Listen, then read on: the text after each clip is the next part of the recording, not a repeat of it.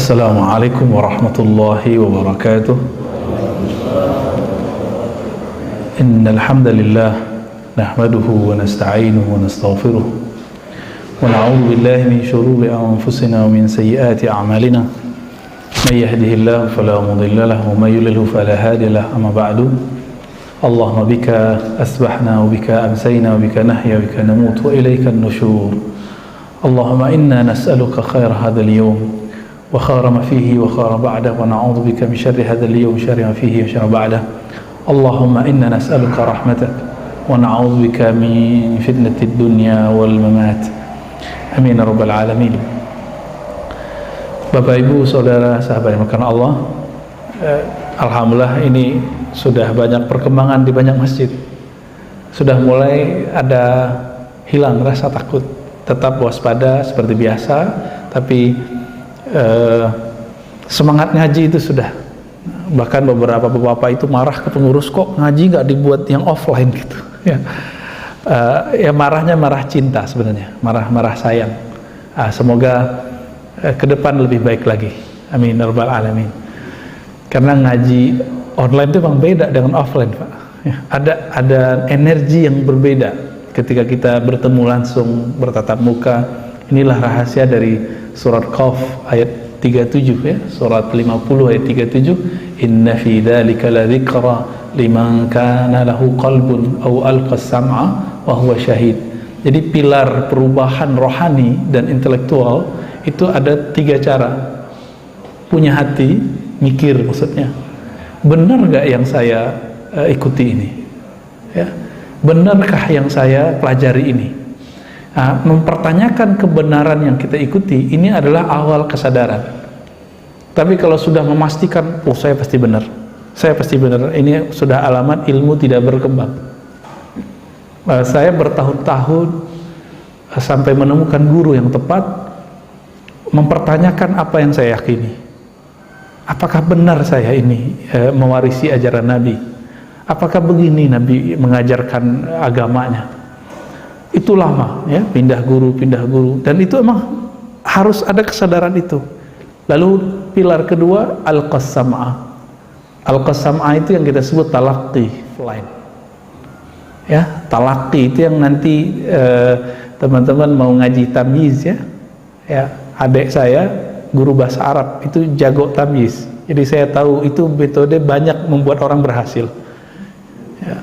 Semoga penemunya diberkahi oleh Allah Subhanahu wa taala.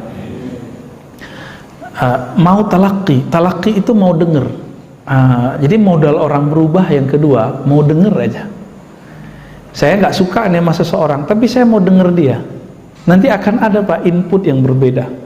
Tapi sekali saya bilang, oh itu ustadznya nggak semaham dengan saya, itu bukan ustadz kami. Kalau ustadz itu datang dikabur.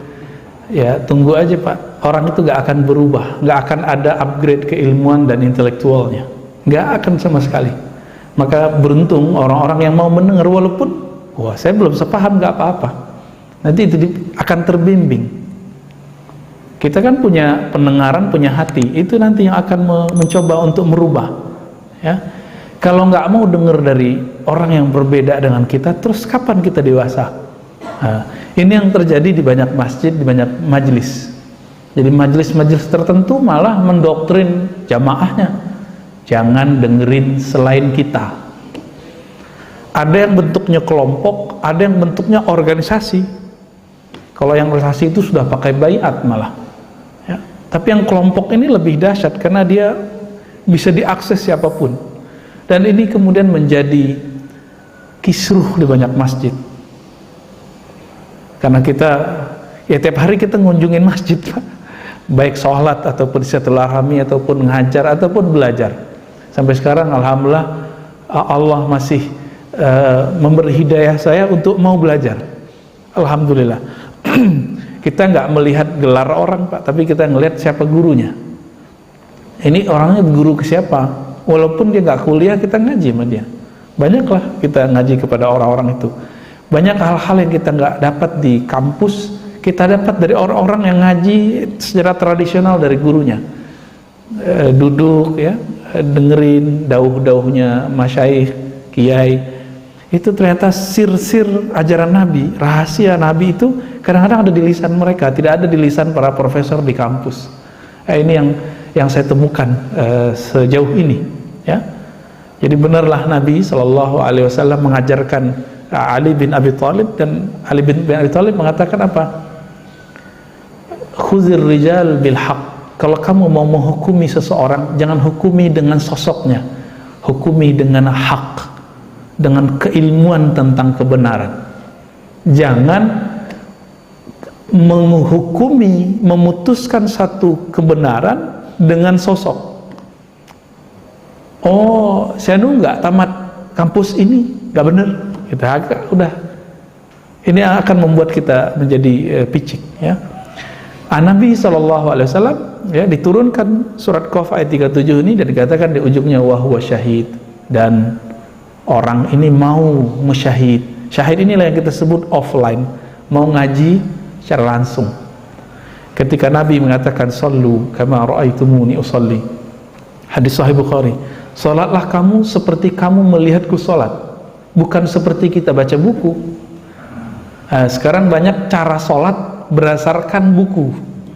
Ini bermasalah. Akhirnya cara salatnya beda dengan apa yang kita terima dari syekh-syekh kita dari masa ke masa. Bahkan mereka mengklaim, oh kalau yang kita dapat dari guru TPA itu nggak benar, yang benar itu yang di buku ini. Nah, itu karena nggak mau mendengar dari yang lain.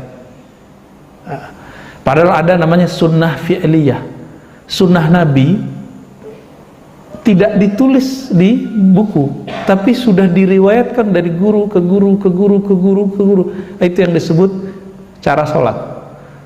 Ada sunnah membaca Al-Quran, itu kan fi'liyah juga. Bagaimana cara menggerakkan bibir, itu kan nggak tertulis di kitab hadis, tertulisnya di kitab qiraat dan tajwid. Nah, ini contohnya. Jadi banyak sunnah-sunnah itu yang tidak kita temukan di kitab hadis, Pak. Sangat-sangat banyak. Dan yang paling mengejutkan, hadis hukum itu cukup 4.000-an, tapi hadis akhlak itu puluhan ribu. Kenapa hari ini orang beragama bisa tengkar, bisa kisruh, masjid bisa rame, ya? Ini masjid kayaknya masih adem kali ya, tapi di masjid lain rame, Pak. Perseteruannya. Itu kenapa? Karena orang fokus pada sunnah-sunnah ahkam, ajaran-ajaran Nabi yang berkaitan dengan hukum, tapi mereka kurang mempelajari sunnah-sunnah akhlak, sunnah-sunnah yang berkaitan dengan akhlak. Sunnah di situ artinya ajaran Nabi Sallallahu Alaihi Wasallam. Maka semoga di sini nanti ada kajian khasais nabawiyah, atau misalnya sirah Nabi khusus, cari ustadznya yang jago. Dan sirah Nabi itu bukan pakai teori, Pak, dia harus pakai cerita. Maka ustadznya harus orang yang alim dan bisa bercerita, gak cukup alim. Nah, semoga nanti ketemu, Pak. Banyak di sekitar UIN itu, sekitar Ciputat itu banyak ulama sebenarnya. Pamulang sana silakan dicari. Ternyata saya jadi orang Depok juga, Pak. Ya, tadinya orang situ, Cirende, pindah ke Pengasinan sono. Ya, Depok, tapi malah lebih dekat waktu di Cirende, Tangerang Selatan, ya. Gak kebayang tadinya. Di sini kita melihat masjid-masjid, apa yang membuat masjid-masjid ini kebanyakan berbeda faham antara jamaah, pengurus dengan pengurus. Ternyata ajaran akhlak Nabi jarang diekspos. Nah, kajian tentang akhlak Nabi ini porsinya harus lebih besar daripada kajian hukum. Itu sebabnya Nabi SAW mengatakan apa? Orang masuk surga itu dua sebabnya. Takwa di hati. Yang kedua husnul khuluq. Husnul khuluq itu di akhlak. Jadi bukan di jenis baju, jenis sarung, jenis jenggot, enggak, Pak. Enggak ada di situ. Masuk surga bukan di situ, tapi dari kualitas kolbu. Karena Nabi mengatakan takwa itu di dalam dadamu, dan yang kedua akhlak. Maka niatkanlah kalau berjenggot, jenggot yang ada akhlak Nabi di situ. Bersarung itu sebenarnya sunnah Nabi, Pak. Saya menemukan bahwa Nabi pakai sarung lebih banyak daripada pakai celana. Baju yang saya pakai ini, gamis, ini bukan pakaian Nabi, ini pakaian Arab. Cuma karena saya melihat guru saya suka pakai baju begini waktu kita ngaji dulu, ya saya pakai begini juga. Tapi beberapa syekh kita pakai sarung. Cuma kalau pakai sarung mereka pakai jubah di luarnya. Tahu jubah itu ya, yang dipakai di luar. Wah, itu lebih cakep ya. Nah, kita ketika mengamalkan ini, niatnya bukan untuk menghakimi orang, tapi untuk menghakimi diri sendiri. Jadi ketika belajar, jangan belajar diniatkan untuk mencari hujah, mencari argumentasi dalam berdebat, tapi karena ingin meluruskan hati. Dan yang paling menyedihkan apa Bapak Ibu yang bahkan Allah, beberapa jamaah itu dia simpatik dengan seorang ustadz karena si ustadz sepaham sama dia.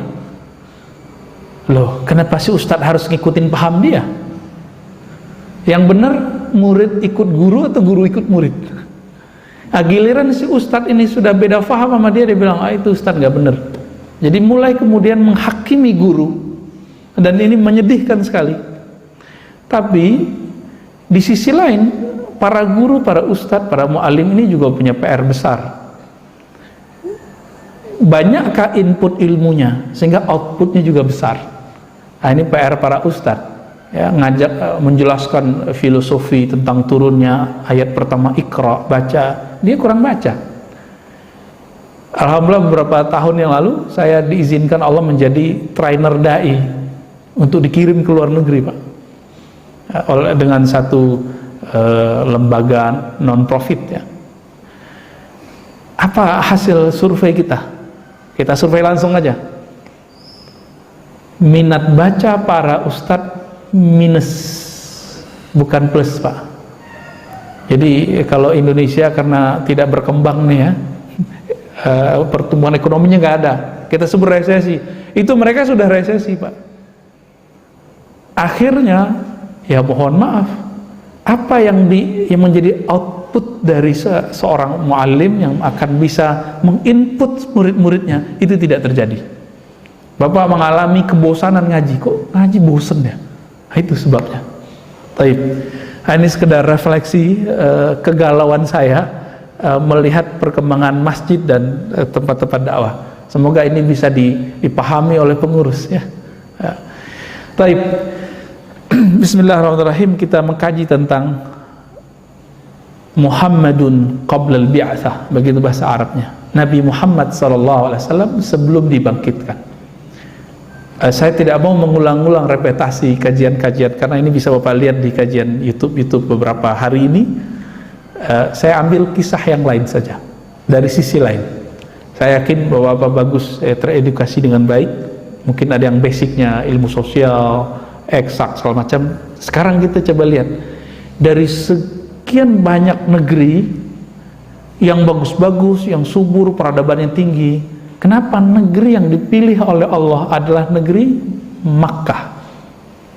Orang Arab, penyembah berhala, negeri bebatuan, tidak ada pohon di situ.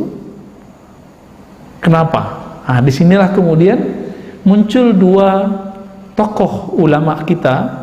Pertama Syekh Abdul Hasan An-Nadawi, punya kitab judulnya Sirah Nabawiyah.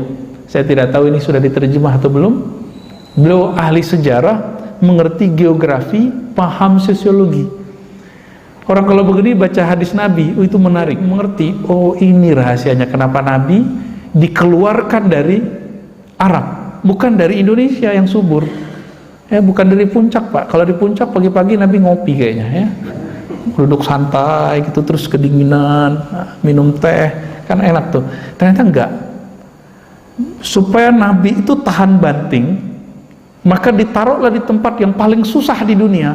Jika masuk nanti ke negeri yang mudah seperti kita, yang santai. Orang kita kan santai semua. Saking santainya, kita ini ya hidup begitu aja. Pergerakannya pelan. Tapi untuk menghancurkan negeri seperti kita juga susah. Karena negeri yang pelan itu imunnya kuat, Pak. Tapi yang cepat berubah, cepat juga hancurnya. Nah, ini kelebihan kita. Kenapa nggak di Indonesia? Karena kalau di Indonesia, nanti kalau Islam masuk ke negeri-negeri kayak negeri-negeri subtropis, itu nggak akan bisa jadi berkembang. Mazhab di Indonesia yang paling cocok ya dua mazhab itulah, Syafi'i, Hanbali. Tapi Bapak kalau pergi ke negara subtropis yang di Eropa, itu nggak cocok Pak, kadang-kadang. Mazhab Syafi'inya harus direvisi dulu. Tetap mazhab Syafi'i tapi direvisi. Bapak kalau ke Eropa, coba aja lihat, pasti teman-teman kita Turki yang jualan kebab tuh ya, Hanafi, terus Maliki, dua itu. Ada rahasia sebenarnya. Baik. Allah Ta'ala memilih negeri yang tandus, penuh bebatuan, cuma ada satu sumber di situ, yaitu sumber mata air yang disebut air Zam-Zam. Ini kalau nggak dilihat dari sisi ekonomi dan geografi saat itu, kita nggak paham nih kenapa. Setelah diteliti oleh para ahli ekonomi, dulu sumber-sumber mata pencarian itu akan terbentuk kalau ada sumber mata air. Itu teorinya. Jadi ada namanya water theory ya, jadi teori tentang air. Di mana ada air, maka di situ akan ada aktivitas ekonomi. Kenapa? Ini bukan Bogor, bukan Depok, bukan Tangsel, bukan Jakarta. Ini apa? Arab, tandus. Yang mereka cari apa? Air. Kita aja di sini sekarang udah mulai krisis loh Pak. Hati-hati. Saya mau nakut-nakutin dikit. Setiap rumah kita udah pakai air galon. Kita nggak usah sebut mereknya. Bener nggak? Ini krisis udah Pak. Saya nggak nyuruh Bapak berhenti beli galon ya. Ntar kasihan juga teman-teman kita jualan galon. Demo Prancis itu air yang Bapak minum tuh merek Prancis semua ya. Boykot noh ya. Boykot itu minum air sumur, air pam tuh. Tapi masalahnya air PDAM kita kualitasnya juga nggak bagus. Ini kita cek ya, kita taruh air dari pagi sampai sore udah lumutan Pak. Pam Depok itu ya, PDAM Depok, semoga kedengeran sama mereka ya. Apa masalahnya itu? Katanya boleh diminum. Kalau begini kan bahaya, nanti mineralnya banyak ya. Kalau nggak tahu lah apa namanya, saya nggak pakar air. Tapi di tengah negeri yang tandus, padang pasir, ya bukit-bukit batu, tahu-tahu di lembah situ ada air. Maka mulailah. Dulu saya nggak menceritakan kisah Nabi Ibrahim dan Sayyidah Hajar ya, itu kita udah tahu semua lah. Dimulai dari klan mereka, ya, Ismail, kemudian hidup dengan ibunya. Lalu orang yang bersafar, kafilah-kafilah itu kemudian tinggal di sana sejenak. Tapi karena orang Arab itu mencari air yang tidak ada habisnya, lama-lama mereka bilang, kita nggak usah pindah di sini aja. Ngobrol ke tuan rumah Ismail. Dari sinilah terjadi barter budaya. Nabi Ismail itu anak Hajar. Hajar itu orang Mesir. Nabi Ismail ayahnya Nabi Ibrahim. Nabi Ibrahim bukan Yahudi, bukan Nasrani, bukan Arab, bukan Persia, tapi Babilonia. Babilonia, ya. Beliau orang ya sekarang bagian Irak itulah, Tigris, Eufrat, bagian-bagian situ. Hijrah ke Haran, ya, bagian ujung utaranya Suriah, kemudian ke Yerusalem, kemudian ke Mesir, lalu balik lagi ke Yerusalem, lalu turun ke Mekah. Ditinggal istrinya. Kenapa beliau tinggal istrinya? Karena secara prinsip kehidupan, di mana ada air pasti orang ramai. Itulah rahasianya kenapa Allah perintahkan Nabi Ibrahim meninggalkan anak istrinya di sana. Akhirnya terbentuklah ya koloni-koloni kehidupan. Ada orang lewat minum, nggak mau pergi lagi Pak, situ aja deh gitu. Sembari berburu, sembari beternak. Maka setiap orang Arab itu dulu kerjaannya dua aja, dagang beternak, dagang beternak. Hanya itu. Berdagangnya bukan seperti kita dagang kelontong Pak, jangan dibayangkan begitu. Masih ingat surat Al-Quraisy? Li'ila fi Quraisy. Inilah penjelasan tentang Muhammadun qablal bi'atsah. Nabi Muhammad SAW sebelum dibangkitkan. Apa yang terjadi? Ilaf Quraisy, kafilah-kafilah dagang Quraisy itu mereka belanja. Belanja apa? Barang-barang ke selatan. ke Teluk Aden. Teluk Aden itu dulu kapal-kapal dari Nusantara udah nyampe di situ, Pak. Buktinya apa? Jadi Teluk Aden ini barang-barang yang dijual itu barang-barang yang hanya ada dari negeri kita. Contohnya untuk mengawetkan mumi dipakai apa, Pak? Ya, kapur barus, kamper ya. Itu dahsyat itu. Sejarah kapur barus itu udah ditulis oleh orang barat setebal ini, Pak, udah ada terjemahannya. Saya suka sekali baca buku itu karena kayak membaca dua surat di Quran. Surah Al-Insan sama surat Quraisy. Ya, Al-Insan cuma menyebut kafurah. Ini bukan cocok logi. Ya. Bapak buka kitab Al-Itqan karya Imam Suyuti. Di situ ada kata-kata asing yang diserap oleh Al-Qur'an. Jadi Al-Quran turun, bahasa Arab kan sudah ada. Nah, bahasa Arab itu dulu pernah menyerap bahasa India Timur, India ujung jauh. Negeri kita dulu disebut dengan Aqsal Hind, India Timur, ya, Ashraqal Hind, ya, atau Al-Hind Asy-Syarqiyah, ya, India Timur. Emang dari sana itu udah dari kitab, Pak, namanya. Jadi orang sebut dulu itu dari India, padahal itu dari kita. Dikirimlah kemudian lewat kapal, kan dulu pakai kapal, nggak mungkin dong pakai taksi, kan nggak mungkin, pakai angkot nggak ada, Pak. Transportasi yang ada waktu itu adalah kapal. Di mana berhentinya? Di Teluk Aden. Dari situlah kemudian dibawa ke Mesir, dibawa ke Sudan. Kita kan taunya mumi Mesir, Pak, ya. Padahal piramid itu dari Sudan, Ethiopia itu udah banyak. Malah duluan situ, baru kemudian naik ke atas ke daerah Egypt. Apa yang kita lihat? Hasil penelitian, yang meneliti selalu orang barat, saya juga heran, bukan orang kita. Mumi-mumi itu pas dicek ternyata itu kamper kapurnya orang Sumatera Utara sama Aceh. Kita tahu ada nama daerah Barus. Ya, ada orang Aceh yang di sini, ini paling paham mungkin. Dan orang Sumatera Utara cerita kepada kita, ini sekarang gubernur sudah mulai kembali menanam kamper untuk dijadikan bahan dagang. Nostalgia lama. Habis diceritain sama Ustadz Kiai, doktor profesor tentang masalah ini, mereka jadi melek. Oh, hebat juga ya. Dan orang Arab itu kalau buat minuman, Pak, namanya ma'jun, minuman unik. Itu salah satu penyedapnya adalah kamper itu. Jadi bukan hanya untuk mengawetkan mumi, ya. Dan yang paling mengagetkan ketika dibuka beberapa sinagog di Syam, negeri Syam. Syam itu 4 negara ya, yang sedang konflik sekarang, mulai dari Yerusalem, Palestina, Lebanon, Yordan, Suriah. Itu di situ banyak sinagog. Kenapa? Kalau orang Yahudi kan dulu di sana. Gereja ataupun sinagog dulu punya tempat khusus, ada perpus, ada ruang menyimpan benda-benda berharga. Ketika dibuka peti-peti berharga, bukan emas, Pak, di dalamnya, tapi ketemu cengkeh. Cengkeh cuma tumbuh di Ambon, Pak, dulu. Ajib gak tuh?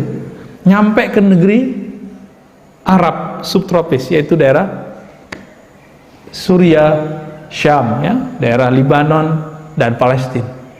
Ini membuat kemudian teori-teori yang berkembang liar kemana-mana, cuma karena ada kaidahnya bisa disambungkan. Berarti sebelum Nabi Muhammad lahir, Mekah itu jalur sutra sebenarnya. Kenapa? Setiap kafilah dagang yang belanja di selatan Yaman, ini saya lupa bawa slide-nya, Pak, itu ada petanya, enak kalau dilihat. Jadi mereka turun ke bawah, setiap musim tertentu mereka naik. Fisyita iwasaif, musim dingin mereka kemudian ke bawah, karena setiap ke bawah itu musim dinginnya nggak terlalu dingin, ya. Lalu musim panas mereka belanja ke atas. Makanya orang Arab itu pada seneng, Pak, menikahi orang-orang Syam, karena musim panas ke sono. Panasnya mereka kan nggak panas. Panasnya mereka nggak panas, Pak. Baik. Dari sini baru sisi ekonomi saya cerita, ya. Sisi ekonomi saya cerita bahwa Mekah itu bukan negeri hamparan kosong, tapi itu jalur sutra luar biasa. Orang-orang kafilah-kafilah pedagang itu dulu minimal mampir di sana. Nah, orang Arab, Quraisy khususnya, mereka bertugas menjaga Mekah, Ka'bah. Mereka punya dua pekerjaan besar tadi, berdagang terus beternak. Di musim berdagang mereka beli barang kemudian jual kemana? Tadi ke Syam, dan itu prosesnya panjang. Jadi orang Arab itu di kampungnya nggak lama. Itu sebabnya kenapa ayahnya Nabi meninggalnya bukan di Madinah. Itu Pak sebabnya. Meninggal di mana ayah Nabi sallallahu alaihi wasallam? Di luar kota, bukan di luar Mekah, nggak di Madinah juga, nggak di Mekah juga, di luar itu adalah perjalanan bisnisnya. Mereka biasa berbisnis. Nah, maka sampai sekarang kalau kita ingat Arab, yang kita ingat apa? Tanah Abang, ya kan, Condet. Tapi beda Pak. Kalau Kuitang tuh banyak yang alim-alim tuh ya. Kalibata tuh ada yang pedagang, ada yang ulama. Kalau Bapak pergi ke daerah Palu, itu habaib adalah orang-orang pendidik, jarang yang pedagang. Sampai mereka marah ke saya ketika saya tanya, nggak ada yang jual ini ya, saya candain ya, nggak ada yang jual parfum. Dia kayak kesel, ente ini ya, kita ini beda sama Arab sono katanya. Saya nggak tahu maksudnya Arab sono itu mana ya. Jadi sama mereka juga ada perasaan-perasaan begitu. Bagi kita nggak masalah sih mau Arab jualan, mau jadi ulama, yang penting jadi orang bener. Nah, kita nggak boleh rasis karena agama kita bahasa Arab turunnya. Tapi nggak boleh juga kemudian mengarabkan negeri ini, mengislamkan negeri ini wajib. Tapi mengarabkan nggak, karena agar Arab beda zaman, itu beda budaya. Seperti model baju tadi, ya beda zaman dan beda budaya. Bapak kalau mau lihat tradisi Nabi, itu masih banyak di kalangan ulama Yaman. Ulama Yaman, Tarim. Itu yang dibawa oleh habaib itu masih banyak yang mirip ya. Lalu orang-orang Arab yang strategis ini di kota Mekah, muncul pertanyaan, berarti Arabnya Mekah bukan Arab asli, benarkah itu? Coba lihat Pak tadi, Ismail anak mana? Anak Siti Hajar, orang Mesir. Ibrahim, Nabi Ibrahim, Babilonia. Bukan Yahudi, bukan Nasrani, bukan Arab. Makanya ketika orang memperebutkan Abraham atau Ibrahim atau Abram, itu nama Ibreunya itu. Bukan mereka merubah nama Ibrahim, Pak. Emang dalam bahasa Ibrani, orang nyebutnya Abram atau Abraham. Bahkan ibunya Nabi itu mengetahui anaknya itu bakal jadi nabi. Apa kata beliau? Bu'ista rasulan ya.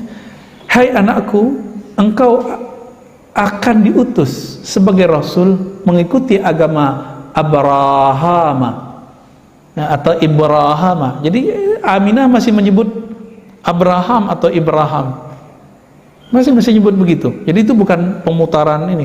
Yang ditukar oleh sebagian ahli kitab bukan di nama, tapi diisi ajarannya. Nah, ini perlu diluruskan ya. Kita kadang orang awam mikir, wah itu udah dirubah tuh. Justru kita dituduh merubah. Karena dalam bahasa aslinya Ibrahim tidak ada, yang ada Abraham. Lalu Arab asli di mana? Gitu pertanyaannya. Condet Pak. Aduh. Ya, itu mah perantauan semua Pak. Arab asli yang di jazirah, yang kita sebut jazirah Arab Peninsula itu yang mana? Ternyata Arab yang asli itu ada di Yaman Pak. Dan yang paling tua itu negeri Sabah, tempatnya Sayyidah Bilqis ya. Bilqis itu Arab asli. Dan sampai sekarang ada satu kampung di Yaman masih ngomong bahasa Arab Sabah. Dan itu kalau saya alhamdulillah bisa ngomong bahasa Arab ya. Alhamdulillah, ngajar seharian penuh bisa bahasa Arab. Tapi kalau dengerin orang Sabah ngomong saya nggak ngerti. Ya, nggak ngerti sama sekali. Di situ kita ngerasa bodoh lagi. banyak juga yang aku nggak tahu nih ya. Apalagi kalau Arab sudah bahasa lokalnya ya. Jadi Arab yang resmi fasih itu sudah beda dengan dialek-dialek kampungnya. Nah, jadi Arab asli itu di daerah Yaman. Jadi Arabnya Nabi disebut Arab Musta'rab. Apa sebutannya? Arab Musta'rab ya. Apa yang disebut Musta'rab? Orang-orang yang sudah campuran. Jadi Nabi Ismail menikah dengan orang-orang Arab asli yang mampir ke sana, lahirlah Arab-Arab turunan. Jadi Nabi Muhammad SAW sudah turunan, udah keturunan campur ya. Nah ini kita ini kan banyak yang sudah campur-campur nih, bener nggak? Apalagi menikahnya udah beda suku, Pak, udah mix. Maka percampuran itu ternyata adalah bibit dari kebangkitan. Jadi kalau kita dari dulu ketemu orang itu lagi susah, Pak.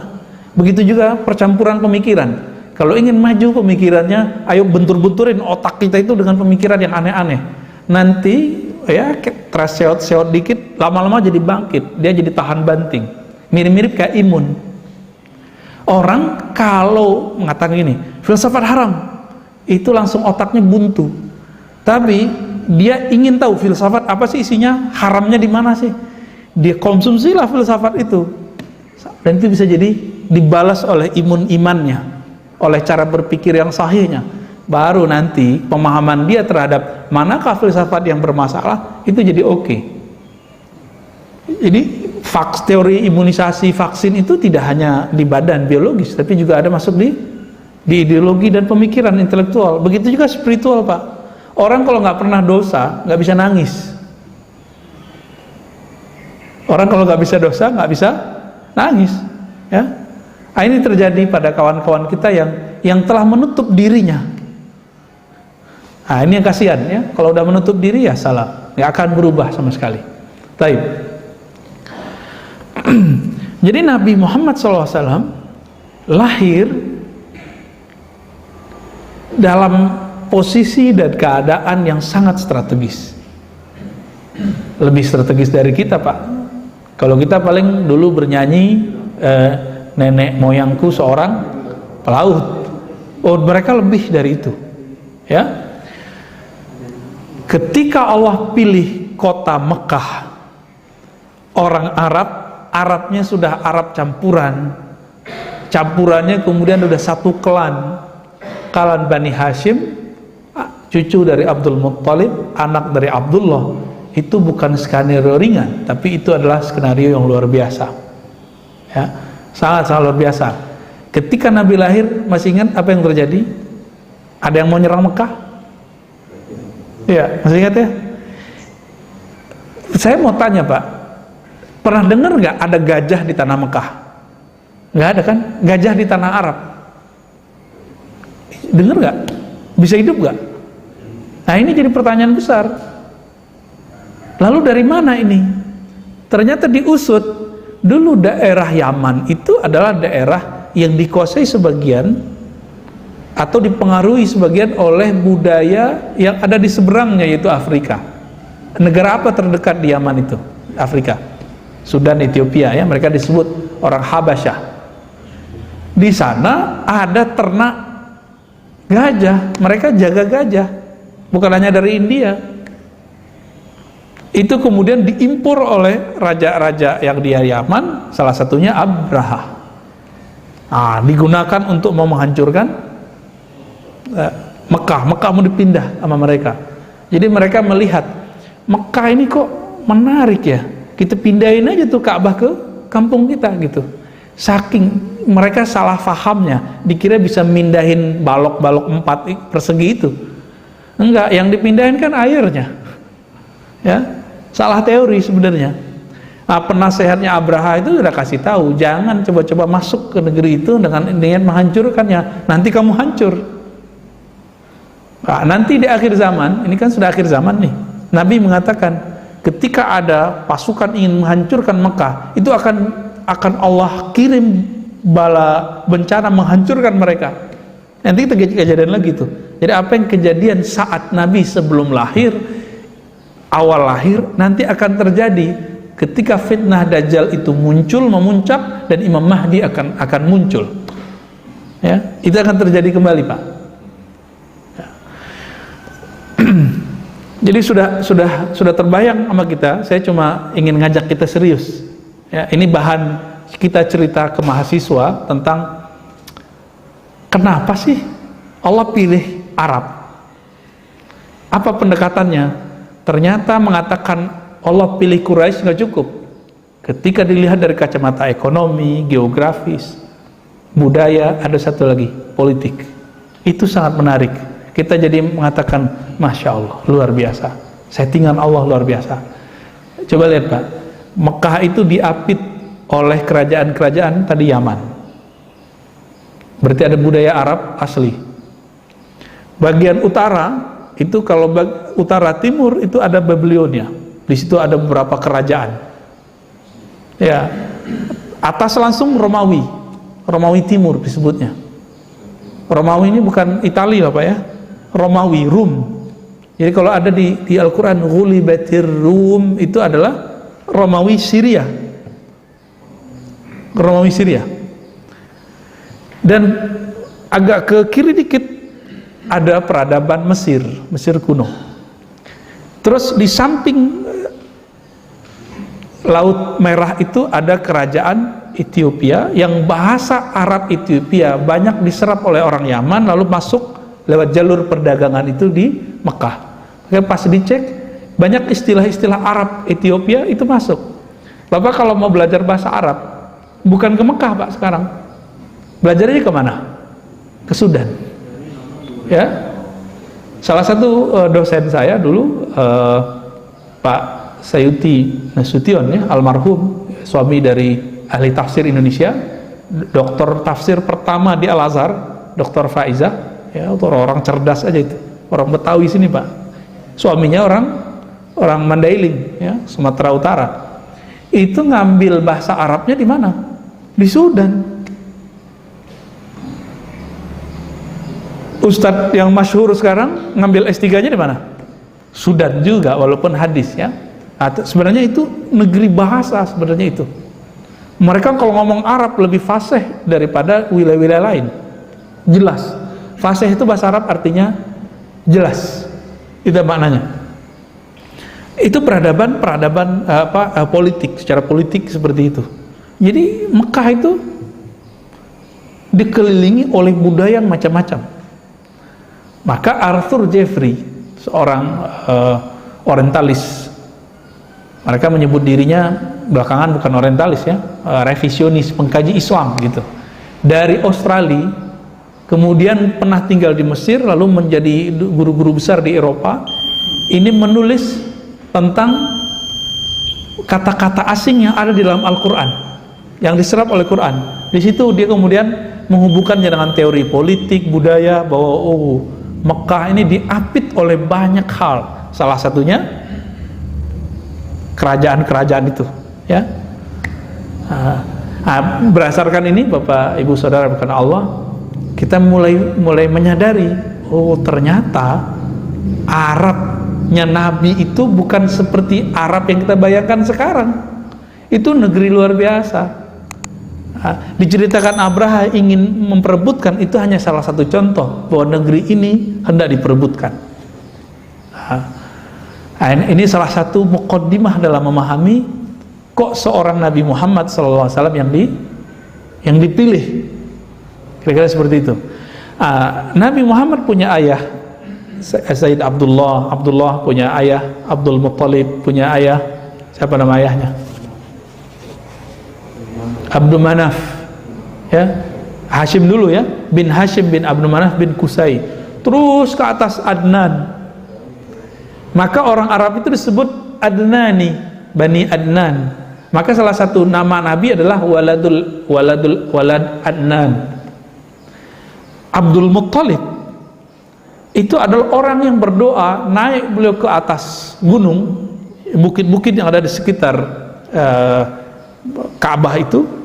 Ketika Abraha masuk mau menyerang, beliau berdoa, Ya Rabbal Bait, Ya Allah yang memuliakan negeri Mekah. Meskipun Abdul Muttalib tidak sanggup, menghadang budaya syirik yang sudah diserap oleh para pedagang. Di sini juga nih jahiliyah kalau diterjemahin apa Pak? Kebodohan Arab pranabi. Mereka itu waktu datang ke daerah Suria, itu di pasar-pasar Suria ada tempat-tempat ibadah menyembah berhala. Karena yang nyembah berhala itu wong kaya gitu ya, orang kaya bukan main. Akhirnya dia mikir, oh kalau mau kaya, mau keren, kita sembah berhala gitu Pak. Abdul Muthalib gak masuk karena kita udah teliti, kakek-kakek, ayah-ayah Nabi itu nggak ada satupun yang musyrik. Satupun nggak ada yang musyrik. Di zaman tidak ada Nabi mereka nggak musyrik. Kecuali oleh orang Syiah. Bagi orang Syiah Abdul Muthalib itu Nabi, Pak. Ini bocoran aja ya. Bagi kita enggak. Kita hanya mengatakan mereka agamanya Hanif. Hanif itu artinya tidak menyekutukan Allah di saat tidak ada para Nabi. Dakwahnya nggak nyampe ke sana. Saya mulai paham itu ketika membaca kisah Salman. Bapak, saudara yang melakukan Allah, Salman itu ketemu Nabi umurnya udah berapa Pak? Ya. Imam Zahabi sebutkan dua riwayat, 350 tahun sama 250 tahun. Mungkin gak tuh? Mungkin aja ya. Saya punya guru qiraat meninggal umur 150 Pak. Kakek guru kita. Jadi guru saya punya gurunya ini punya ayah. Ayahnya umurnya 150 tahun baru meninggal. Orang Sumatera sana. Saya pikir-pikir, oh mungkin juga ya. Salman Al-Farisi, Salman orang Persia. Persia Iran sekarang. Iran sekarang itu kita sebut Persia. Ternyata dulu adalah anak Kiai Majusi. Majusi nyembah apa? Api. Ya, bukan main mercon terus jadi Majusi, enggak Pak ya. Kalau ada orang tahun baru main api, dia mengikuti budaya yang nggak bener, tapi dia nggak akan jadi Majusi. Ya, orang main trompet nggak akan menjadi Kristen atau Yahudi, karena untuk masuk Kristen lahir itu harus dibaptis dulu.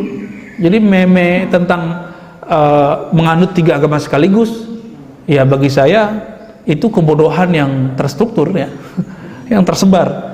Kita nggak suka dengan tradisi mubazir itu, tapi jangan konyol, jangan jahil. Mau menolak sesuatu ya harus dengan ilmu, gitu. Salman Al-Farisi ini umurnya anggap saja 250 tahun. Ternyata beliau sudah ketemu dengan pendeta Yahudi, lalu pendeta Yahudi bilang, kamu ikutin pendeta berikut ini nih. Oh, ternyata ketemu Nasrani. Ketika mau meninggal, pendeta Nasrani mengatakan, ini sudah datang zamannya Nabi yang di akhir zaman Allah lahirkan. Jadi keanggap 250 tahun pas meninggal. Berarti umur 200-an beliau udah 200-an Nabi baru lahir secara biologis. Gitu Pak. Apa kata si gurunya? Kamu datanglah ke negeri yang banyak kurmanya, nanti kamu akan ketemu Nabi akhir zaman. Dibacakanlah kitab Injil dan Taurat yang mereka punya. Ini versi Salman. Makanya Salman kemudian pergi ke Madinah Pak. Tapi apa cerita lucunya? Betapa jahiliyahnya orang Arab saat itu. Salman udah nabung. Dia ada bilang, mana di antara kalian orang Arab? Ngomonglah. Saya nggak usah sebut nama siapa orang Arab ini. Saya gitu. Nah, disebutkan di situ fulan-fulan, tapi riwayatnya tidak terlalu kuat. Di tengah jalan orang Arab itu karena pebisnis, barang apa aja yang kelihatan sama dia dijadiin duit, apalagi orang bisa dijual. Salman Pak dijual sama dia. Ketemu di jalan, dia bilang, saya punya budak nih. Salman bingung, kok saya disebut budak ya? Akhirnya dijuallah Salman ke orang Madinah. Yang penting Salman nyampe di Madinah. Begitu kata orang Arab. Jadi Arab ini polos juga. Yang penting lo nyampe di Madinah. Mau cara dijual mau apa nyampe gitu. Bener Pak nyampe. Nyampe di sana jadi budak. Maka Salman ini dapat cerita dari gurunya dari kitab Injil Taurat yang dipelajari versi dia nih ya. Bahwa ciri Muhammad itu banyak. Salah satunya tidak mau makan sedekah. Maka ketika terdengar udah lama dia tinggal di Madinah, gak kunjung-kunjung datang. Jadi di setiap kali selesai kerja dia ngeliatin ke arah Mekah. Kapan ada orang mau datang nih dari Mekah? Betapa rindunya Salman Al-Farisi. Gak tahan hatinya untuk ingin ketemu Rasulullah Sallallahu Alaihi Wasallam. Salman Al-Farisi, gak kuat kita Pak. Betapa beliau menunggu ratusan tahun ingin ketemu Nabi, dijadiin budak oleh Arab jahiliyah, bayangin coba. Tapi nyampe. Ketika dia mendengar ada Muhammad bin Abdullah sampai di kota Mekah, sampai di kota Madinah, maka dia buatlah lalakon. Apa lalakon beliau? Ayo cari makanan, kasih ke Muhammad, kasih tahu ke dia, ini sedekah buatmu hai Muhammad. Langsung Nabi kasih ke Abu Bakar, Abu Bakar makan. Dimakan Abu Bakar. Wah, lolos satu hal. Pekan depan beliau nabung. Budak nggak bisa punya duit. Belilah roti, dibawa ke sana. Hai Muhammad, aku ada hadiah untukmu. Langsung dimakan oleh Rasulullah Sallallahu Alaihi Wasallam. Selesai makan, itu beliau terharu ya. Wah, hadiah aku dimakan. Benar nih ketemu orangnya. Jadi beliau nggak nguji dengan pertanyaan, ngujinya dengan ini. Ini sopannya Salman Al-Farisi. Sopannya Salman Al-Farisi. Betapa girang hatinya, dia kemudian menjabat tangan Nabi. Ya Muhammad, asyhadu annaka Rasulullah Sallallahu Alaihi Wasallam. Aku bersaksi engkaulah Rasulullah. Kalau dia sudah la ilaha illallah, tinggal Muhammadur Rasulullah. Saya nggak bisa bayangkan saat itu bagaimana terharunya Salman Al-Farisi. Sangat-sangat terharu. Salman itu menyaksikan pra-nubuwat, pra-bi'asah kerasulan Sallallahu Alaihi Wasallam. Maka dengan ini Bapak Ibu Saudara Allah, kebayang sudah jahiliyahnya Arab. Apa aja barang dijual sama dia, orang aja dijual ya. Tapi justru Nabi mengatakan kemudian, Salman minna ahlul bait. Salman dari kami, Salman adalah ahlu baitku. Nabi menyebut ahlu bait artinya kan keluarga. Keluarga. Biasanya Ali, Fatimah, Hasan, Husain itu biasa. Tapi sekarang yang disebut adalah Salman Al-Farisi radhiyallahu taala anhu. Ternyata kekeluargaan itu ada dua. Ada kekeluargaan rohani, ada kekeluargaan jasmani. Keturunan Nabi, tapi akhlak nggak akhlak Nabi, keputus. Yang mutus langsung Fatimah. Ya. Kita bukan keturunan Nabi Muhammad, tapi kita ambil akhlak Nabi Muhammad. Insya Allah kita termasuk rohaninya rohani para habib, meskipun fisiknya bukan fisik para habib. Kira-kira itu beberapa sharing saya tentang masa sebelum pra kerasulan dan kenapa Allah pilih negeri ini, negeri tersebut sebagai negeri para rasul, negeri rasul dan para sahabat mulia.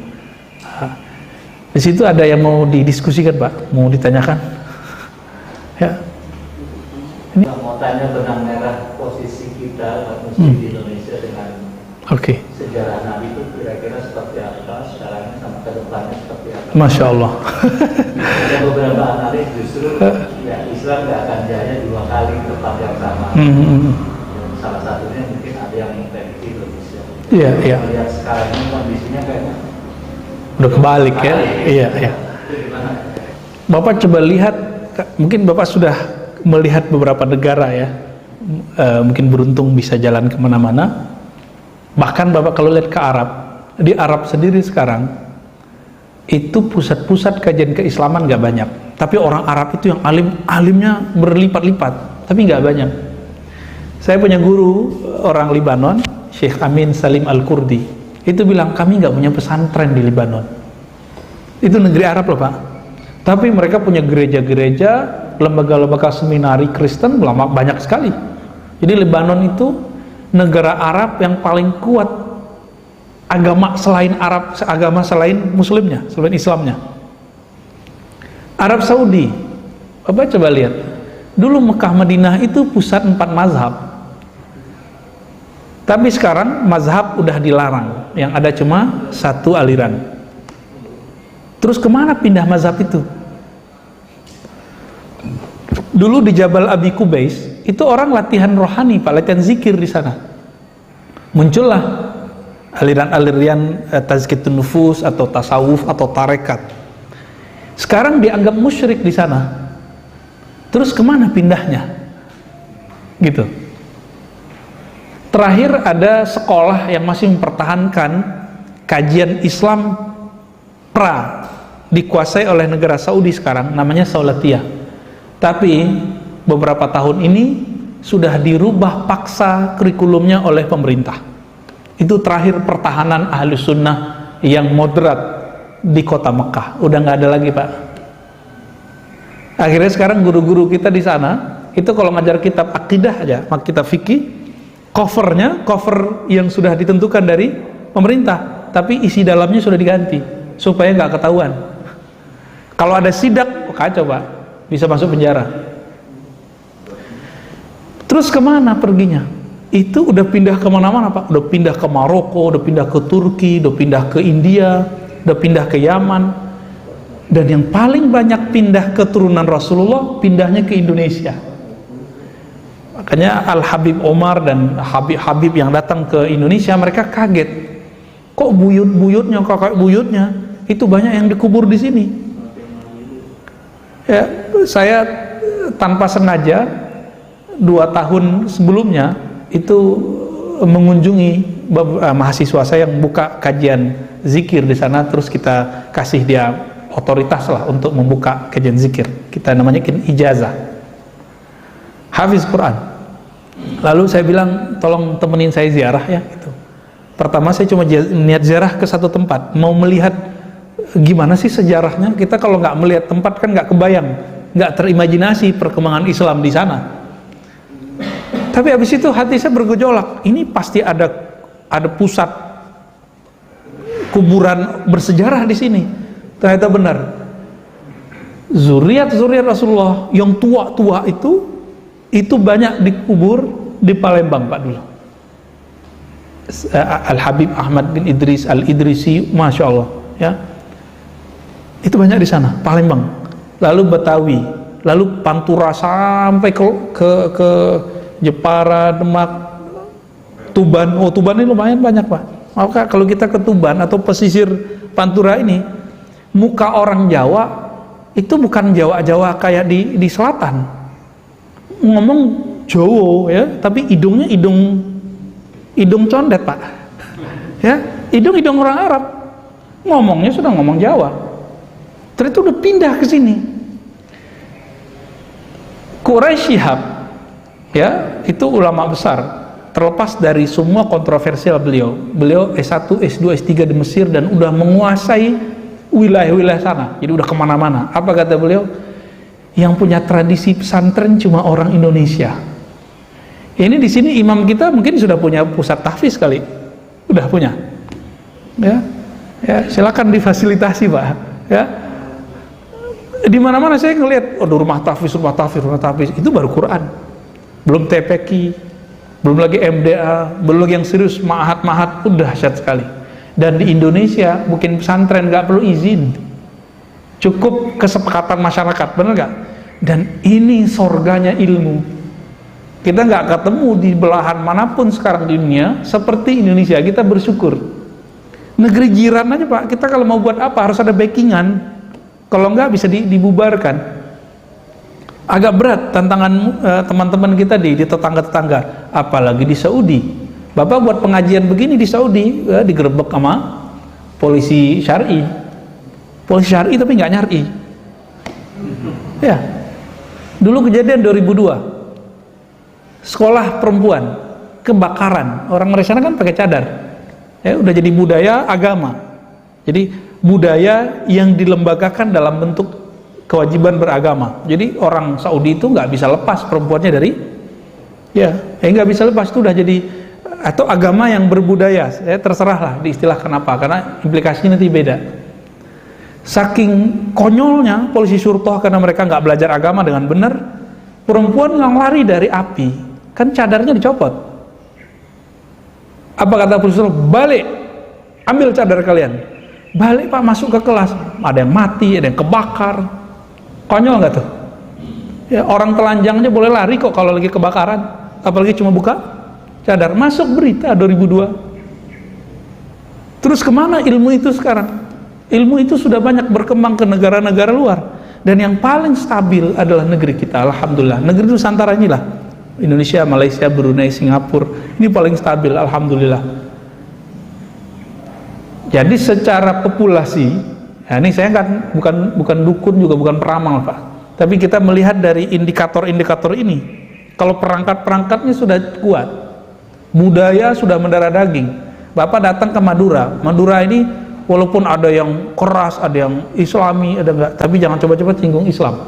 Ketemu nih orang Madura enggak Islam Pak, enggak sholat, tapi jangan coba-coba singgung kiai. Ya, bisa digorok sama dia nanti. Apalagi sekarang kejadian orang buat karikatur Nabi.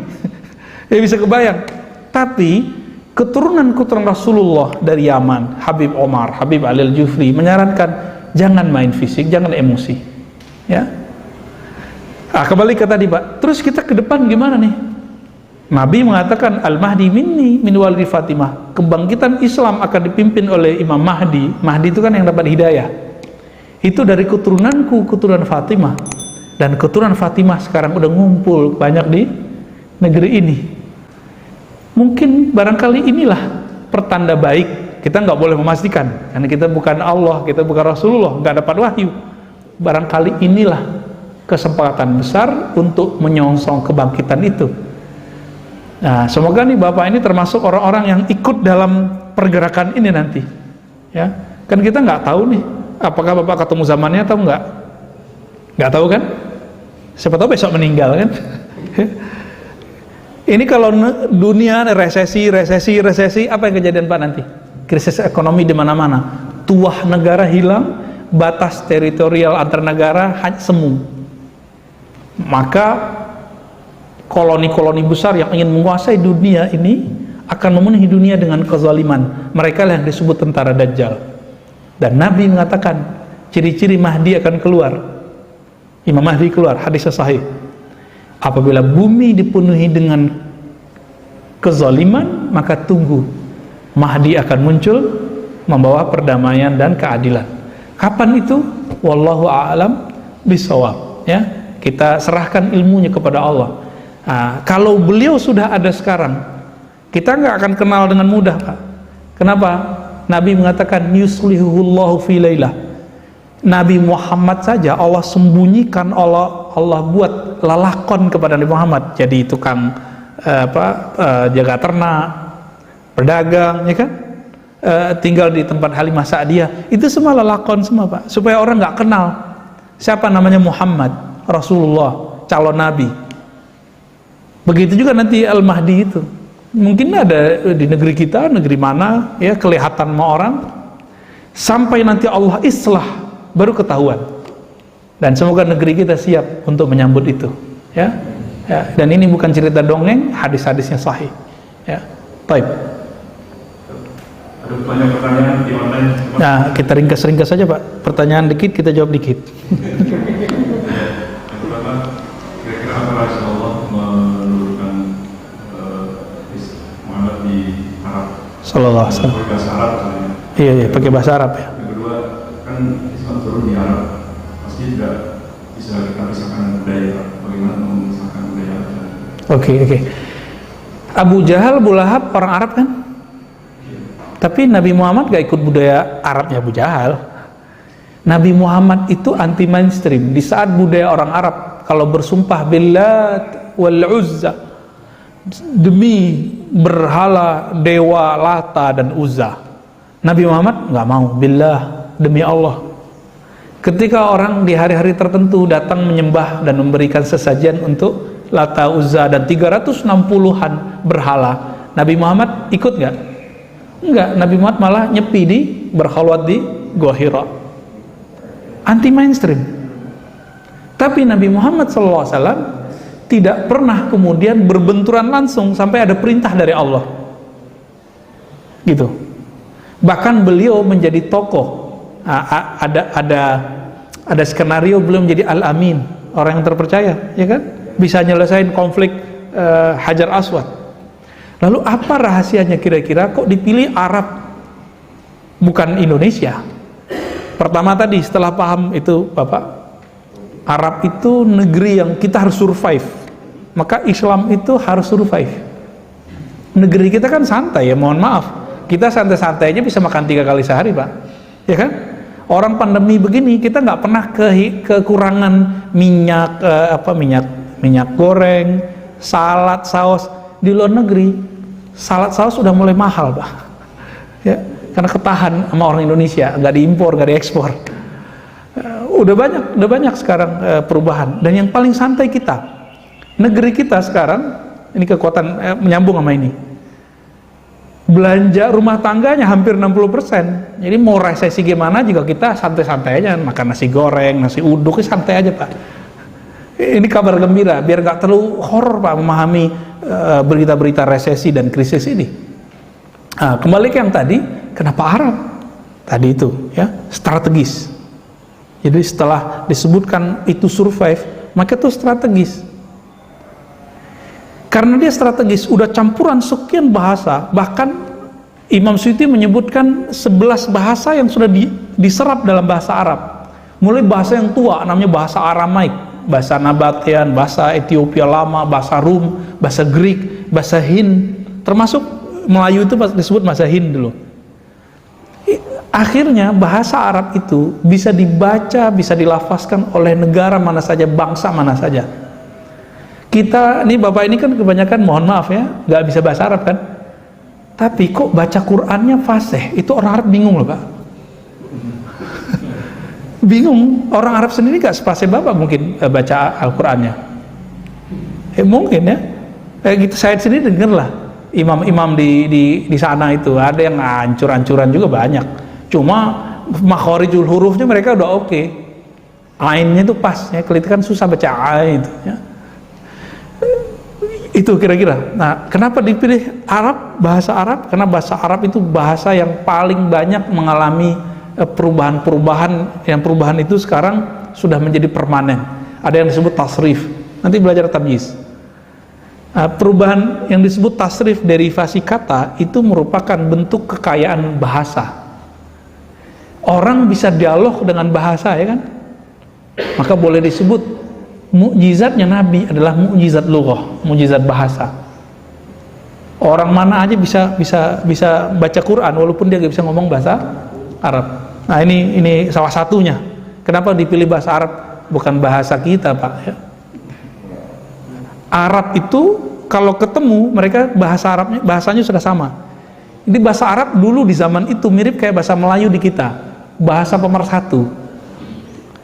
Dan kita beruntung bahasa Arab itu dulu pernah menjadi seperti bahasa Inggris sekarang. Bahasa Inggris itu bahasa internasional. Sekarang kan di PBB masih ya. Nah, tapi dulu orang kalau nulis tentang ilmu kedokteran itu nulisnya pakai bahasa Arab, walaupun dia Yahudi. Ibnu Maimun, murid Ibnu Rushd, itu nulis filsafat dan kedokteran itu pakai bahasa Arab. Padahal dia bukan Islam. Yohana macam-macam ya. Itu pakai bahasa Arab.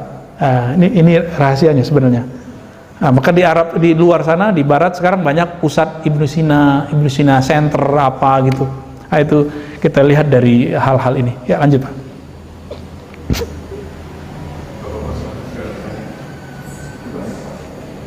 Masih banyak? Satu lagi, apabila masih ada keturunan secara materi ini Rasulullah, apa masih boleh disebut syahid? Siapa? Apabila masih ada darah keturunan secara materi ini dari ibu. Oh, dari ibu tidak boleh disebut kalau sudah jauh ya.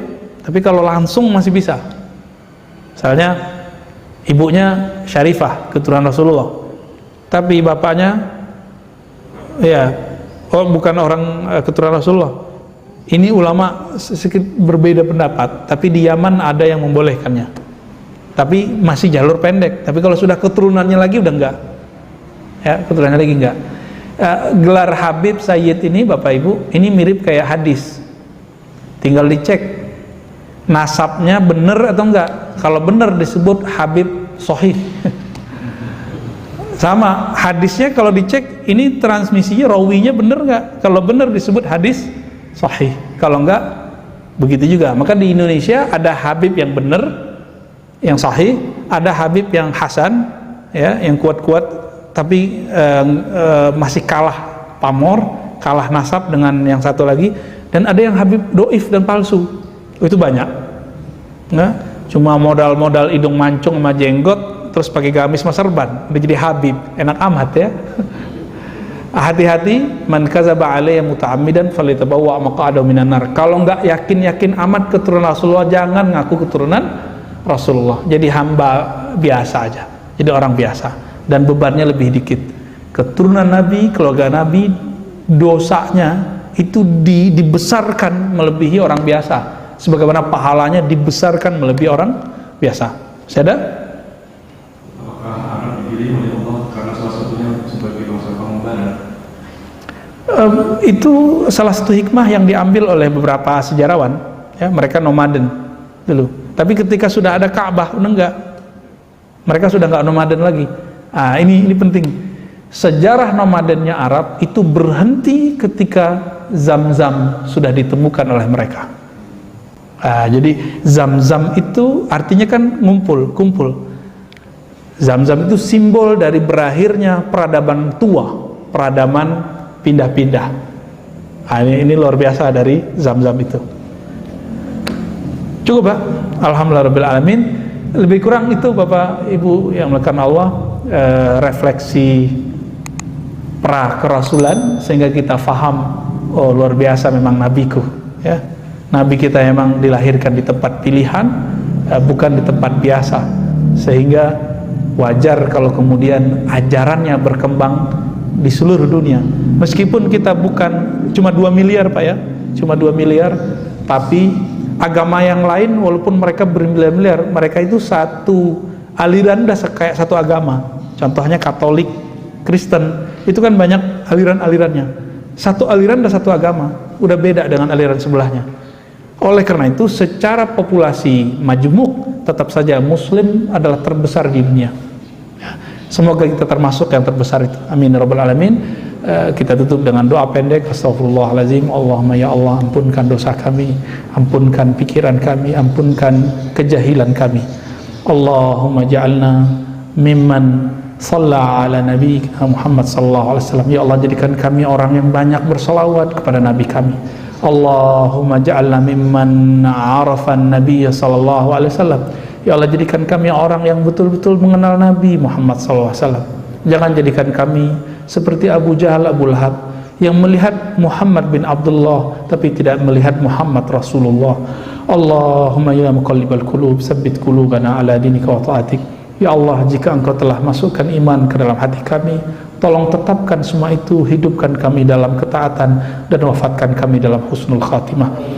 Rabbana atina fid dunya hasanah wa fil akhirati hasanah wa qina adzabannar. Sallallahu alaihi Muhammad walhamdulillahirabbil alamin. Assalamualaikum warahmatullahi wabarakatuh.